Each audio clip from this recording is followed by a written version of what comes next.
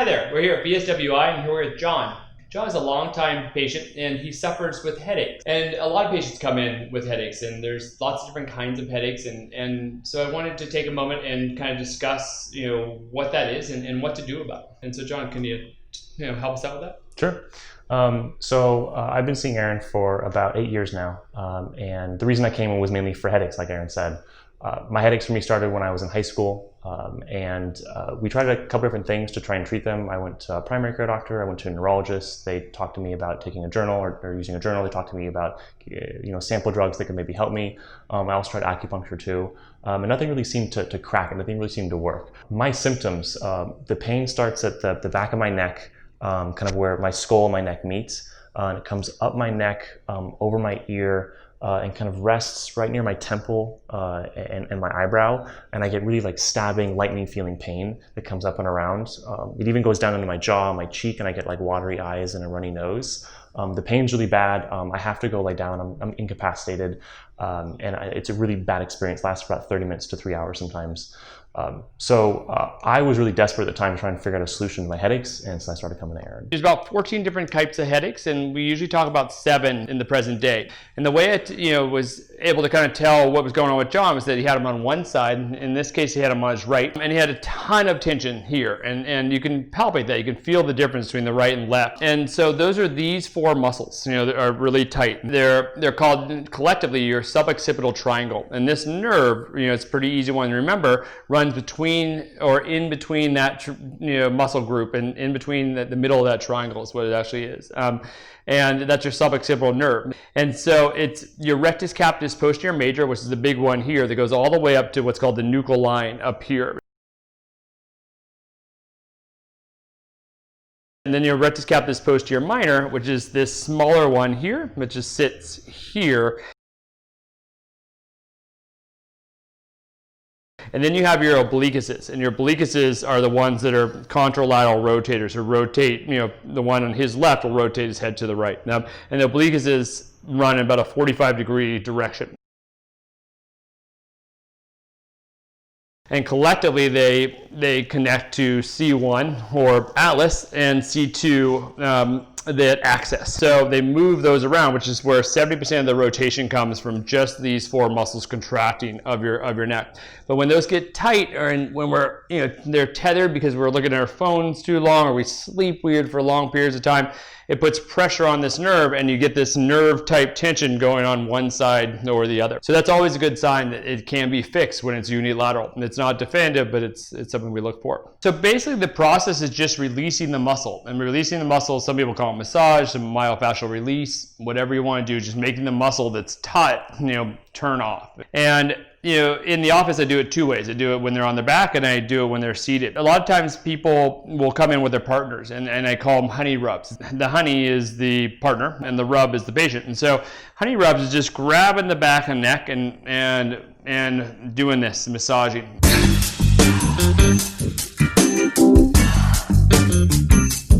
And so I always get the honey to do the honey rubs. But with him, again, all I'm trying to do is get this muscle that feels is tenacious to just chill out. So what I'm going to do is I'm going to take my finger and I'm going to go, palpate the top muscle. Now, basically contract, hit it. I go up as hard as I can. And so it's a lot of physical energy. And then I shorten the muscle, and then I lengthen it, and it glides, or it starts to move underneath my finger, and I'm pinning it. And as the muscle contracts, anything that's in a knot or a ball will release and start, basically contract them through the Z line, a process called Z line, so that it looks like this when a muscle contracts. And so I'm shortening it, I'm pinning it, and then I'm opening it up. And I do that with all 4 muscles. And then it's a fight is the way I like to think of it. And they give up, and they don't put pressure on the nerve, and voila.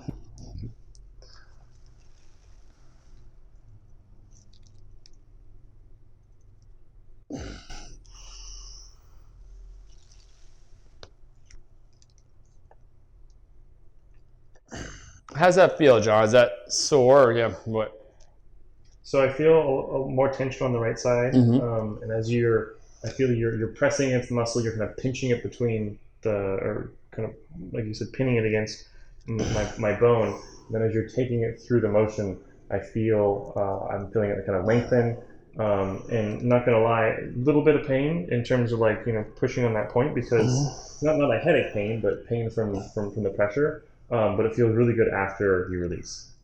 Yeah, it's a good point that I'm pushing on that nerve, the culprit there, and pushing on the muscles that are already sore. And so it's a means to an end. This is, it's not incredibly comfortable, but it's also not excruciating. It's something that I think most people can get through.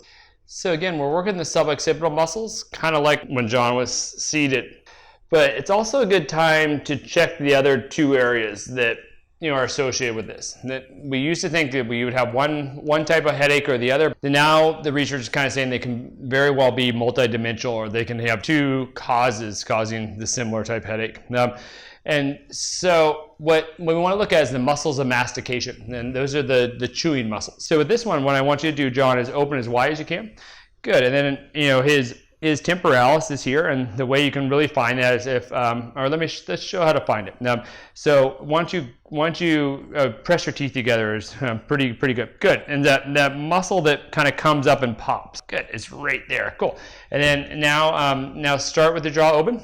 And again, this is a good one you can get the honeys to do as well for honey rubbins type stuff. And then I'll put pressure on the temporalis. I'll hold it, and then slowly close your jaw, if you would. Nice, great job, good. And then we'll do it a little faster this time. Open, in, and close. Good, open, and close. Beautiful. Now I'm gonna do the opposite. I'm gonna hold the temporalis as he opens. Good, open. Good, and close. Open, and close. Good, one more. Open, and close. Cool. And so the external pterygoid sits about right here. The masseter, which is the big one, sits here, and the internal pterygoid's inside the mouth. Again, these are the four muscles of chewing or mastication, and TMJ type headaches are something that's commonly talked about, and they're very closely related to the tension type headaches because it's a buildup of muscle tension that causes these two things.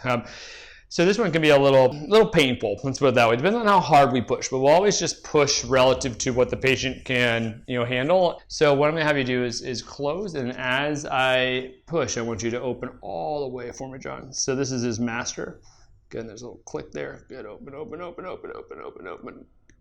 Good. Now, good. And then you're going to take his external pterygoid. Open, open, open, open, open, open. And just sliding down those. Beautiful. And then the one that we really have to approach for TMJ in particular, but not the headaches as much, but when you're trying to address a TMJ joint, is that internal pterygoid.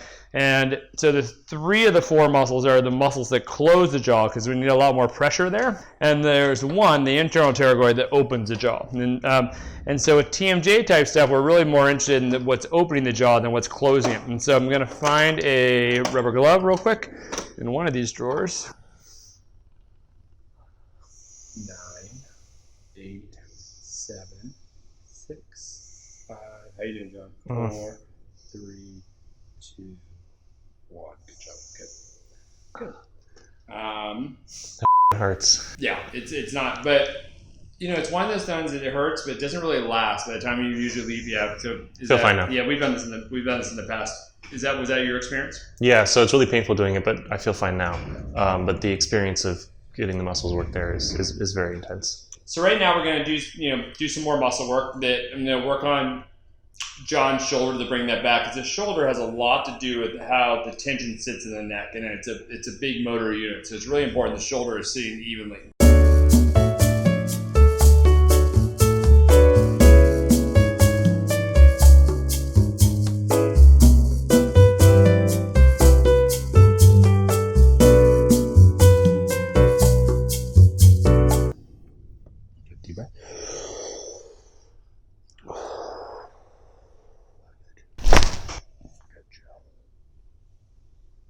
Beautiful. Atlas on the right, and then we'll take occiput on the left.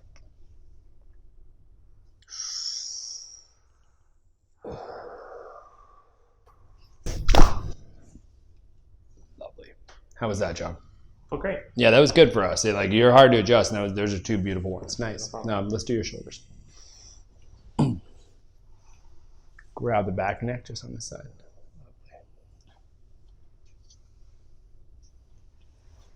Deep breath.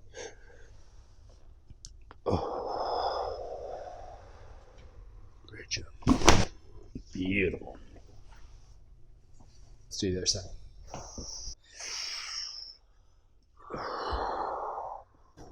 Good again.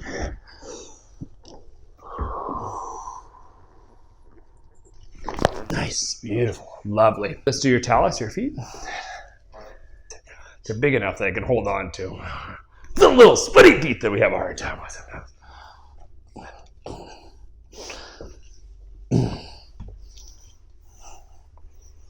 Fish on. Good job. Not too bad. No.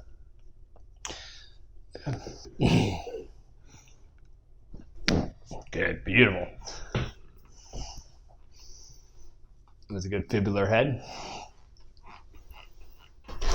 Good, long axis or y-axis, lovely. So how are you feeling now, John?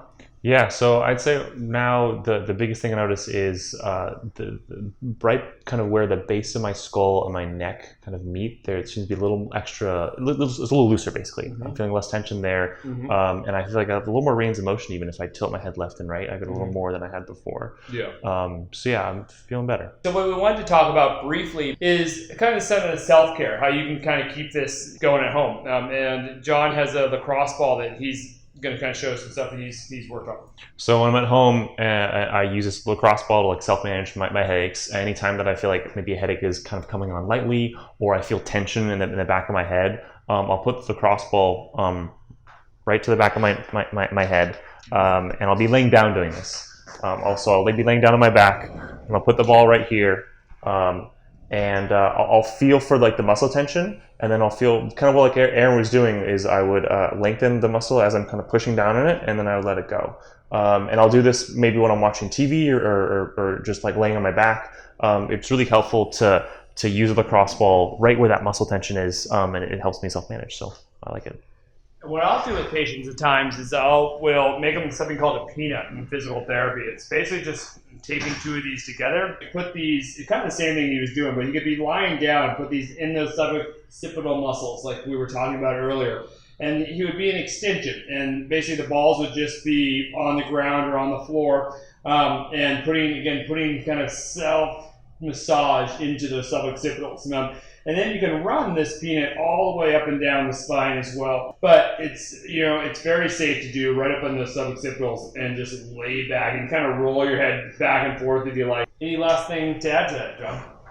No, I think the combination of like self-care and seeing Aaron has been really helpful for me, to the point now where my headaches are manageable. The last time, I had a recent bad session of them about 2 months ago, but before that it was about 2 years between having a bad headache set. So I came back and saw Aaron, kind of worked out 2 months ago, and they're feeling a lot better now.